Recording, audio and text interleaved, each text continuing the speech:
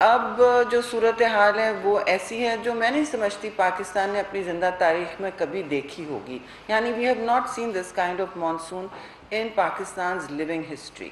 Number one, ये नवा हफ्ता है। आपके ही विलेज में और शहर में आज सुना बंद बंद तो नहीं, रास्ते सारे बंद हो गए, सड़कें हर जगह, कम्युनिकेशंस मुअत्तल होती जा रही है। तो यके बाद दीगरे हालात जो हैं बहुत वक्त लगेगा। मैं इसलिए कहना चाहती हूँ संभालने में सबसे हमें अपील है लोगों से कि हौसला करें। और मुझे पता है कितनी मुश्किल हालात में हमारे लोग इस वक्त गर्मी में अक्सर बेयार और मददगार हैं।